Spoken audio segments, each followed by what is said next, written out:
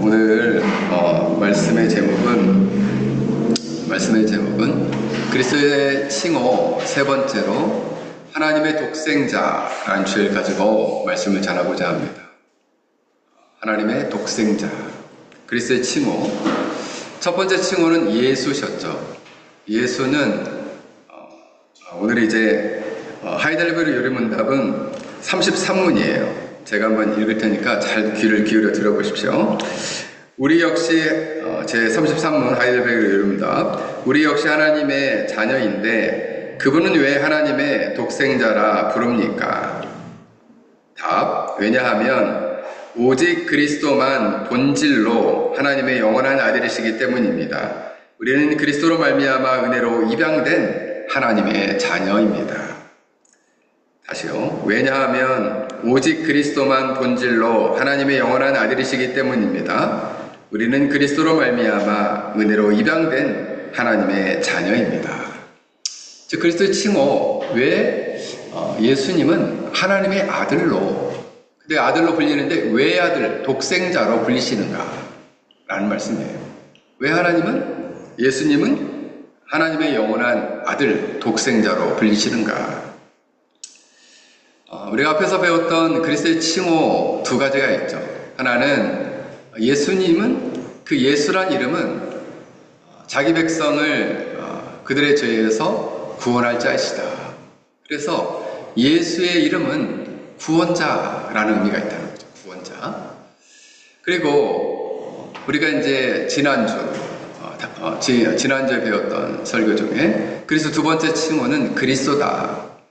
이 그리스도는 기름 부음 받은 자를 뜻한데 특별한 사명을 위해서 직분을 감당하도록 은사와 능력을 위해서 기름을 부으셨는데, 성령께서 기름을 부으셨는데 세 가지의 직분을 감당하신다 그랬습니다. 기억이 나실지 모르겠는데, 선지자로서는 하나님의 뜻을 계시하시고, 그리고 제사장으로서는 자신을 단번에 하나님의 앞에 제물로 드리고, 또 하나님 보좌 우편에서 우리를 위해서 간구하신다.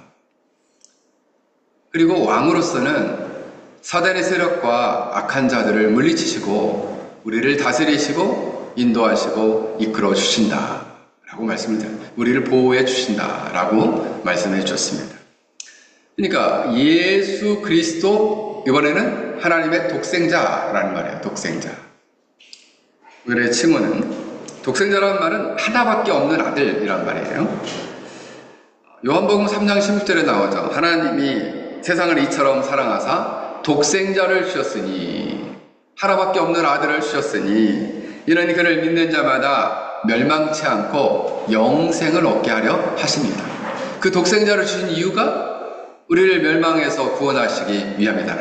그를 믿게 하여 멸망에서 구원하기 위함이다. 이게 이걸 복음의 요체라고 하거든요. 복음의 핵심, 요약된, 가장 하나님 나라 복음 중에서 핵심 중의 핵심. 그래서 성경 전체 중에서 하나의 성경 전체 주제의 절을 뽑으라면 요한복음 3장 16절을 뽑는 이유가 여기 있어요. 기독교는 하나님이 세상을 이처럼 사랑하사 독생자를 주셨으니 이는 저를 믿는 자마다 멸망치 않고 영생을 얻게 하려 하심이라. 그런데 사도신경에 보면은 이렇게 나오죠. 그 외아들 우리 주 예수 그리스도를 믿사오니, 그 외아들이 독생자예요. 독생자. 뒤에 우리 주 예수 그리스도는 배웠죠. 예수 그리스도는 배웠는데 앞에 그 외아들은 어떤 의미냐? 성경에는 딱 두 군데 나와요. 시편 2장 7절. 내가 여호와의 명령을 전하노라. 여호와께서 내게 이르시되 너는 내 아들이라 오늘 내가 너를 낳았도다. 예수님을 내 아들이라 부르시며 오늘 내가 너를 낳았다 이렇게 말씀하고 있어요. 그래서 이것은 하나님 예수 그리스도의 신성, 예수 그리스도가 인간된 인성과 신된 신성을 갖고 계시죠. 그 신성과 하나님의 특별한 아들 되심을 보여주는 장면이다 라고 말할 수 있어요. 신약 성경에는 이 말씀을 그대로 인용을 합니다. 히브리서 1장 오늘 본문 1장 5절. 하나님이 어느 때에 천사 중에 누구에게 너는 내 아들이라 오늘 내가 너를 낳았다 하셨으며 또다시 나는 그에게 아버지가 되고 그는 내게 아들이 되리라 하셨느냐? 천사에게는 그런 적이 없다는 거예요. 이거 뒷 문장이 의문문이에요. 그렇게 하셨더냐 천사 중에? 아니, 예수님 한 분만 그렇게 했어. 그래서 예수님이 천사들보다 더 월등하시고 우월하신 분이야 라고 오늘 성경은 말씀하고 있는 거예요. 성경을 잘 읽어야 돼요. 그래서 여기에서 중요한 것은 뭐냐면 하나님이 낳았다는 것은 우리가 아이를 출산하는 것처럼 낳은 거냐, 여기 초점을 맞추면 안 돼요. 낳았다를 강조하기보다는 하나님은 아버지고 그는 외아들이다. 그래서 독특한 관계를 강조한다, 이렇게 봐야 됩니다. 특별히 이 장면은 뭐냐 하면 성자가 성부 하나님으로부터 나오신다, 게네시스라고 우리 공부한 적이 있죠. 나오신다라고 할 때에는 예수님께서 이렇게 말씀하셔요. 요한복음 10장 30절에 나와 아버지는 하나다. 나와 아버지는 하나인데 내가 거기서 나왔다. 그래서 독특하다는 거예요. 다시요. 나와 아버지 하나님은 하나인데 내가 그에게서 나왔다. 그래서 독특한 관계라니까요. 예수님이 하나님의 아들이라는 표현은 사람에게 있어서 아버지와 아들 관계, 즉 생식에 인한 육체적으로 연결된 관계가 아니란 말이에요. 육체적으로 아버지와 아들의 관계로서의 아버지와 아들 관계의 뜻이 아니에요. 어떤 거냐? 예수님이 하나님의 아들이라는 것은 아버지, 아들, 성령의 세 육격으로 삼위일체가 계신데 그 삼위일체 중에서 아들이라는 아주 매우 신비로운 관계를 보여준다는 거죠. 다시요. 독특한 관계이자 신비로운 관계를 보여주기 위해서 예수님은 하나님의 영원한 독생자 아들이시다라고 불린다는 거죠.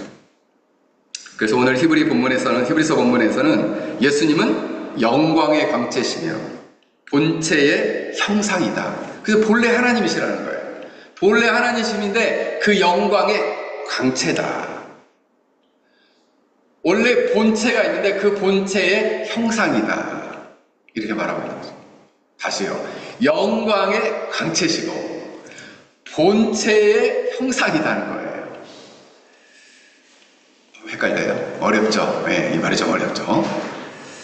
그래서 예수님은 사실 예수님이 하나님의 영원한 외아들이시다라는 의미는 예수님의 그 예수님은 참 하나님이다라는 것을 강조하기 위함이에요. 근데 이제 역사 속에서 아리우스라는 사람은 이거를 시간 안에서 해결을 하려고 했어요. 합리적으로. 시간 안에서 어떻게 해결하려고 했냐면은 예수님이 하나님께 시간 안에서 나음바 됐기 때문에 그럼 예수님은 없었던 적도 있잖아요. 그러니까 예수님은 하나님과 같은 분이 아니고 본질이 같은 분이 아니고 유사한 분 아닙니까? 그래서 예수님은 동일하신 하나님이 아니라 유사하신 하나님 아닙니까? 라고 말했어요. 그래서 이단으로 정죄됐죠. 다시요. 이 사람은 합리적으로 설명을 하는 거예요. 시간 안에서 본 거죠. 예수님을. 시간 안에서 이렇게 보니까 그럼 예수님 없었던 적도 있잖아요. 그러면은 예수님은 하나님이 계실 때 없었으니까 똑같지는 않고 유사한 거 아니냐 이렇게 보는 거죠. 그런데 여러분, 만약 시간으로 본다면 그게 합리적인 설명일 수 있는데 문제는 뭐냐면 예수님은 하나님이시기 때문에 이 피조 세계 안에 있는 그 무엇으로 시간 안에 있는 분이 아니시라는 거예요. 다시, 예수님은 시간계 안에 있는 분이 아니고 피조계 안에 있는 분이 아니라는 거예요. 그래서 시간으로 봐서 없었던 적이 있잖아요 라고 말할 수 없다는 거예요. 그래서 성부, 성자, 성령의 출생 관계는 시간계 안에 있는 우리가 볼 때는 시간계 밖에 계시기 때문에 너무 신비롭다는 거죠.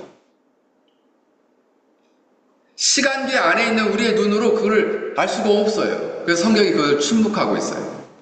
그냥 신비로워요. 독특한 관계예요. 그런데 예수님이 열등한 것이 아니고 동일하신 분이에요. 그래서 이거를 하도 헷갈려라 하니까 아예 신조를 썼어요. 언제? AD 381년에 뭘 썼냐면 니케아 신조를 썼어요. 니케아 신조. 니케아 신조에서 우리 사도신경에는 우리 주 예수 그리스도를 믿사오니 요 정도 간단하게 말을 했는데 니케아 신경에는 이걸 너무 간단하니까 알 수가 없으니까 요거를 좀 더 자세하게 얘기했어요. 어떻게 얘기했느냐? 이렇게 얘기했습니다. 잘 들으세요. 우리는 한 분이신 주 예수 그리스도를 믿습니다. 그는 하나님의 외아들이시며 아버지에게 나셨으며 곧 아버지 본질에서 나셨습니다. 자, 여기 중요해요. 하나님에게서 나신 하나님이시고 빛에서 나신 빛이시고 참 하나님에게서 나신 참 하나님이십니다. 기가 막히죠? 기가 막혀요. 네, 다시요. 우리는 한 분이신 주 예수 그리스도를 믿습니다. 그는 하나님의 외아들이시며 아버지에게 나셨으며 곧 아버지의 본질에서 나셨습니다. 하나님에게서 나오신 하나님이시고 빛에서 나오신 빛이시고 참 하나님에게서 나오신 참 하나님으로서 마지막에 중요해요. 창조되지 않고 나시어 아버지와 본질이 같으시다. 이거를 요약을 해보면 세 가지로 요약할 수 있어요. 첫 번째는 뭐냐? 예수님은 모든 세상이 있기 전부터 영원 전에 성부 하나님으로부터 나셨다. 시간 안에서 나신 게 아니라 영원 전에서 나셨다. 그래서 영원 전에 성부 하나님으로 나셨기 때문에 시간 안에서 시작도 없고 끝도 없는 영원한 하나님으로 우리가 고백할 수 있다. 그러므로 따라서 성자 예수님께서 존재하지 않는 시간이 있었다는 말은 틀렸다라고 정의를 한 거예요. 왜? 시간 밖에서 영원 전에, 그죠? 성부로부터 나셨고, 시작도 끝도 없는 영원한 하나님이시라고 우리는 고백하기 때문에. 둘째로, 성부 하나님으로부터 나셨다라고 말하면서 하나님으로부터 나오신 하나님이시고, 빛으로부터 나오신 빛이시고, 참 하나님으로부터 나오신 참 하나님이시기 때문에 이 참 하나님이시라고 고백을 한다. 여기서 나오다라는 그 단어가 영어로 프롬이에요. 프롬. 그런데 중요한 것은 프롬이란 말은 본질이 같다는 말이에요. 본질이 같다. 만약 진흙을 만들어서 진흙으로부터 나왔다 그러면 진흙인 거죠. 하나님으로부터 나왔으니 하나님이고 빛으로부터 나왔으니 빛이고 참 하나님으로부터 나왔으니 참 하나님이시다라는 거예요. 무슨 말인지 알겠죠? 그래서 유사한 분이 아니라 동일한 분이라고 본질이 같고. 세 번째로 나셨지만 지으심을 받은 것이 아니다라는 말을 통해서 본질이 같다는 것을 확정했어요. 만들어진 분이 아니에요. 그냥 나오신 분. 어디에서? 하나님께서 나오신 하나님이고 빛에서 나오신 빛이시고 참 하나님으로서 나오신 참 하나님이라는 거예요. 그러므로 예수님께서는 결론적으로 이었습니다. 예수님께서는 영원 전부터 하나님께로부터 나셨기 때문에 하나님과 본질이 같으시다. 이게 핵심이에요. 그래서 왜 아들이에요? 하나님과 같으신 분이기 때문에 영원 전부터. 그래서 여기서 중요한 단어가 두 가지예요. 하나는 영원, 하나는 나오셨다. 이게 중요한 단어예요. 이 분은 딱 한 분밖에 안 계시다는 거예요. 외아들 딱 한 분만 계시다. 그래서 하나님의 독생자라는 거예요. 그런데 왜 그렇게까지 하십니까? 하나님으로부터 나오신 하나님, 빛으로부터 나오신 빛, 참 하나님으로부터 나오신 참 하나님이 아니면 모든 인류를 구원할 수 없어요. 그래서 중요한 거예요. 우리 구원과 연관되어 있어요. 예수님이 하나님이 아니시면 모든 인류를 구원할 수 없다는 거예요. 자기 백성을 구원할 수 없어요. 왜요? 인간으로서는 구원할 수 없잖아요. 인간으로서는 구원할 수 없잖아요. 여러분, 우리가 앞에서 중보자에 대해서 배웠습니다. 중보자. 참 하나님이시고 참 인간이시다. 모든 사람의 죄를 대속하기 위해서는 참 하나님이셔야 했어요. 그리고 그 모든 사람에게 그 구원을 적용해 줄 수 있으려면 참 하나님이셔야 해요. 그러나 인간의 죄를 직접 짊어져야 했기 때문에 참 인간이 되셨다는 거예요. 그게 바로 중보자거든요. 예수님이 유사 하나님, 참 하나님이 아니고 비슷한 하나님, 좀 결함이 있는 하나님이면 우리의 모든 죄를 대신 짊어질 수 없어요. 우리의 모든 사람에게 하나님이 이루신 구원을, 그리스도께서 이루신 구원을 적용해 줄 수 없어요. 우리 구원에 큰 문제가 생기는 거예요. 그래서 교리적으로 예수님은 누구시냐? 예수님은 하나님에게서 나신 하나님이시고 빛에서 나신 빛이시고 참 하나님께서 나신 참 하나님으로 창조되지 않으셨고 창조되지 않고 나시어서 아버지와 본질이 같으시다. 그래서 니케아 신조에서 이렇게 명백하게 얘기했어요. 그럼 예수님은 자신의 공생애 중에도 본인이 하나님의 아들이심을 입증해 주셨어요. 가장 먼저는 예수님께서 마태복음 4장에 세례를 받으실 때 하늘에서 음성이 물에 딱 올라왔을 때 세례를 줄 때 그때 하늘에서 음성이 들리고 성령이 비둘기처럼 임하죠. 그러면서 들렸던 음성이 이렇게 말합니다. 이는 내 사랑하는 아들이요 내 기뻐하는 자라. 하늘에서 직접 성부 하나님이 말씀하셔요. 이는 내 사랑하는 아들이요 기뻐하는 자라. 왜 아들? 사랑하는 아들로서 입증이 됐어요. 베드로가 마태복음 16장에서 고백합니다. 예수님에게 제자를 대표해서 주는 그리스도시요 살아계신 하나님의 아들이십니다. 살아계신 하나님의 아들이십니다. 그리스도시요 칭호가 두 개가 나오고 주도 나오고 그리고 하나님의 아들이시다. 세 가지로 고백하죠. 주시다, 로드시다. 진정한 주인이시고 온 세계를 통치하는 로드시다. 그리고 그리스도시다. 그리고 하나님의 아들이시다라고 고백하는 거죠.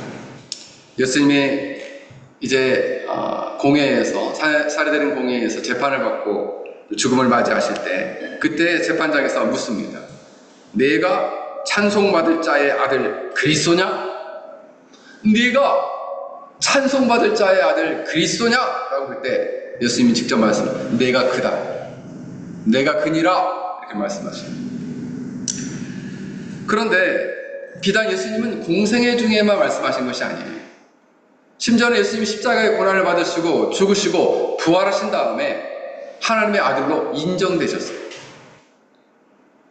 로마서 1장 4절에 성결의 영으로는 죽은 자 가운데서 부활하사 능력으로 하나님의 아들로 선포되셨으니 곧 우리 주 예수 그리스도시니라. 여기 보면 능력으로 부활하사 능력으로 하나님의 아들로 선포되셨으니 선언되셨다라는 거예요.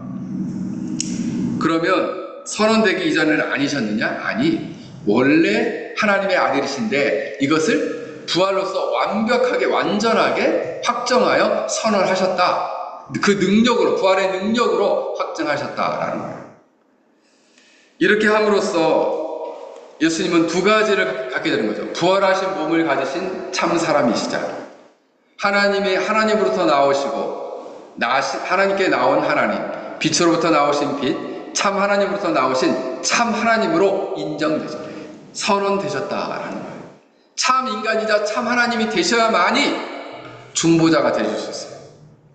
우리의 죄를 대신하여 십자가에 죽으시고 그리고 인간의 모든 죄를 짊어지시고 죽으시고 그리고 죄를 회개하고 그리고 예수님을 구원자로 믿는 자에게 구원을 적용시켜 줄 수 있는 참 하나님으로 이처럼 선언되셨다라고 말씀하고 있습니다.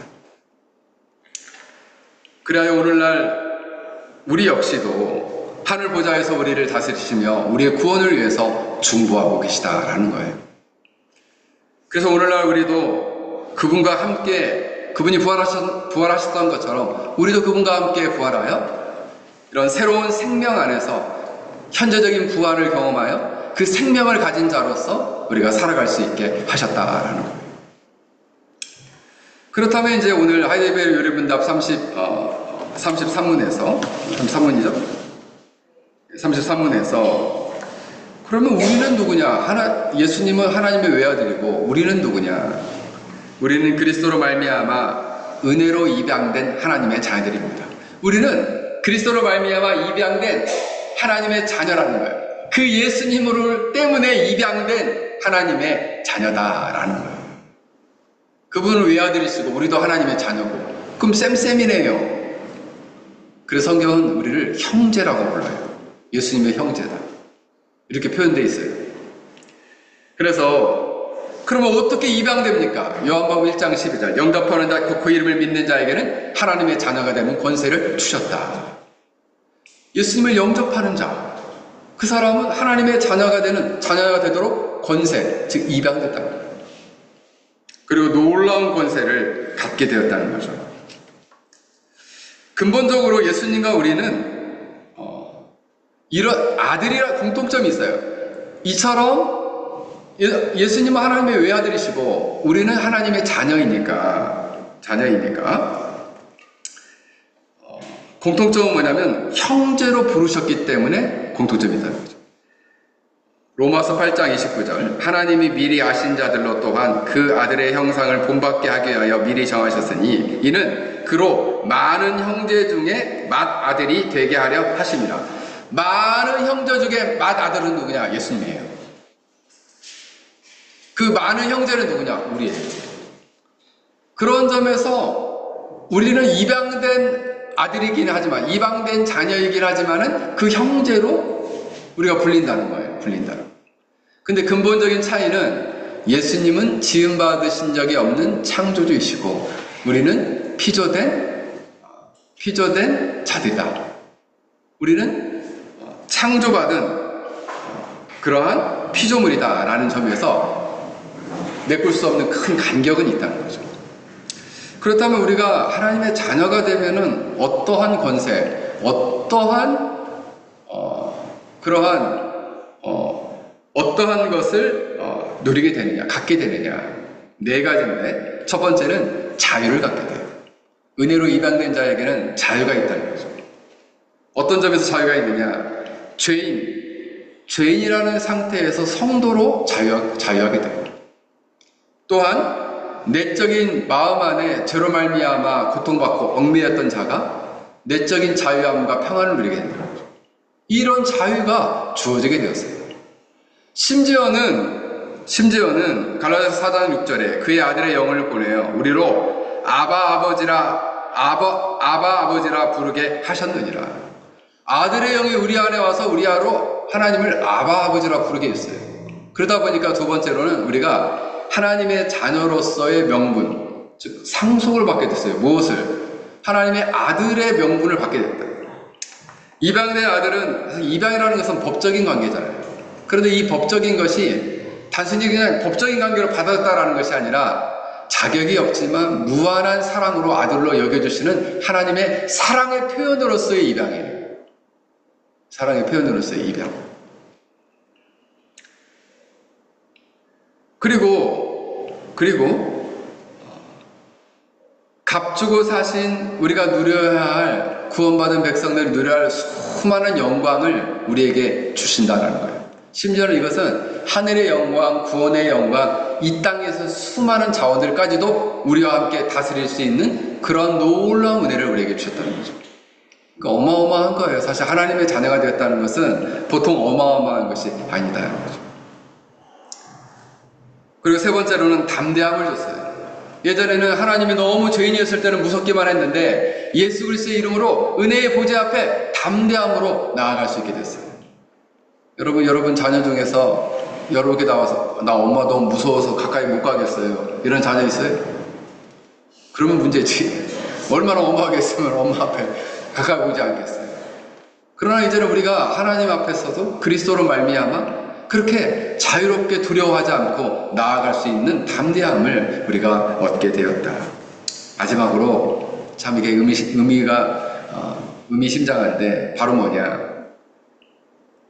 너무 놀랍게도 하나님의 자녀가 되었으니 고난을 통한 징계가 있다는 거예요. 그냥 마냥 좋은 것이 아니라 사랑하시기 때문에 고난을 줘서 징계하신다는 거예요. 그래서 히브리서 12장 11절에 너희의 참음은 징계를 받기 위함이니 하나님이 아들같이 말씀을 찾아 내가 써놨는데 말씀을 한번 찾아 읽겠습니다. 히브리서 12장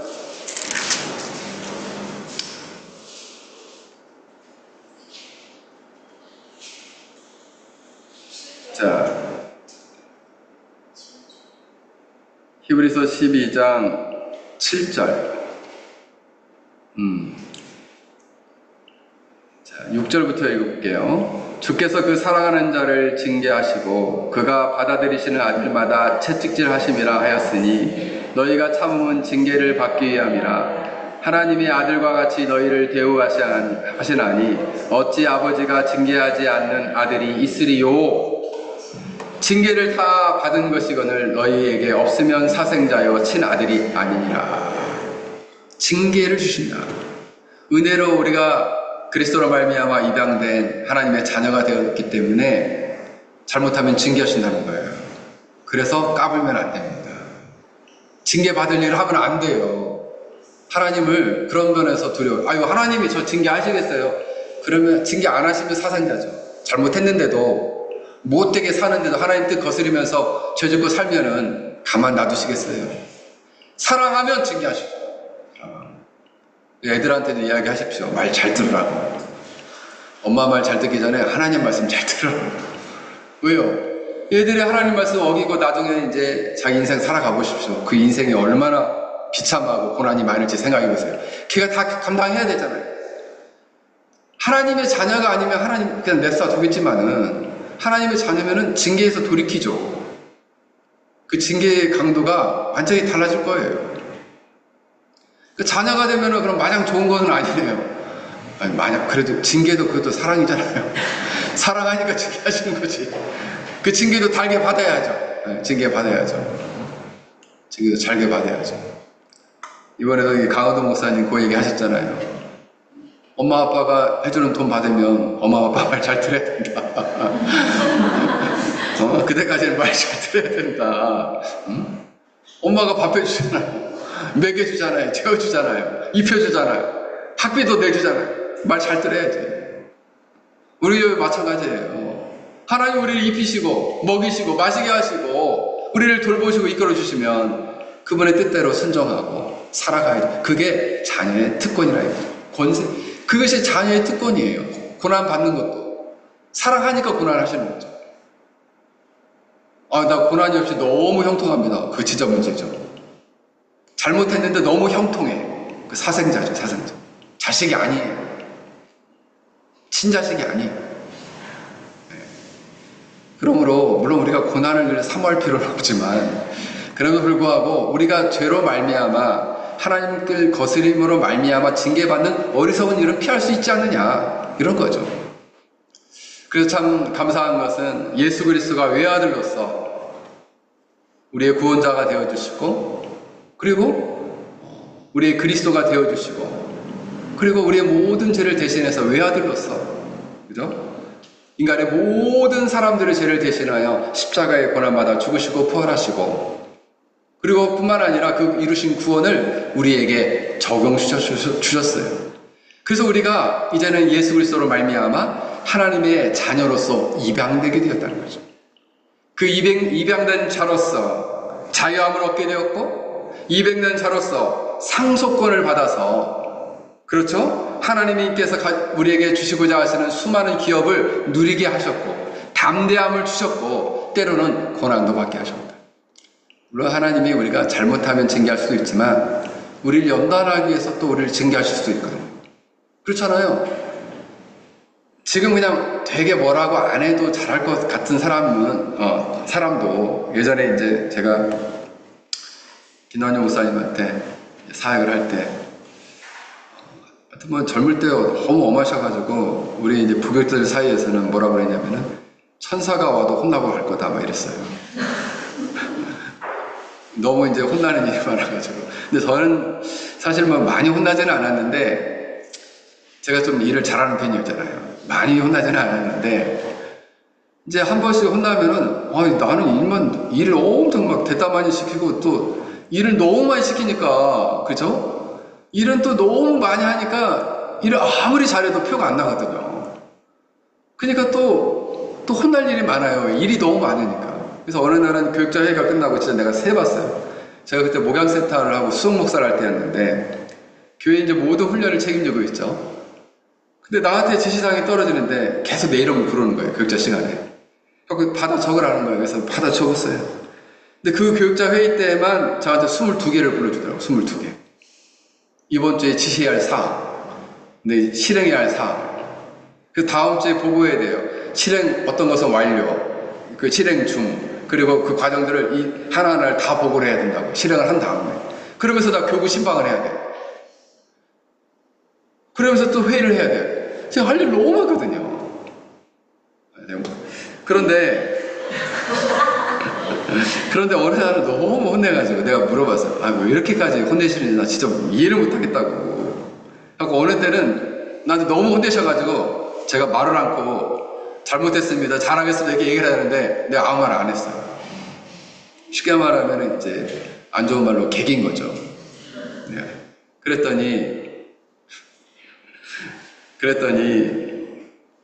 나 잘되라고 더 세게 더 혼내신다는 거예요. 물론 이제 제가 그렇게 강하게 연단을 받았기 때문에 중국에서 그 어려운 가운데서도 제가 사명을 잘 감당했는데, 물론 이제 감사하죠. 참 감사했는데 꼭 그렇게까지 하셨어야 되나 이런 생각도 들 때가 있어요. 하나님의 자녀도 마찬가지죠.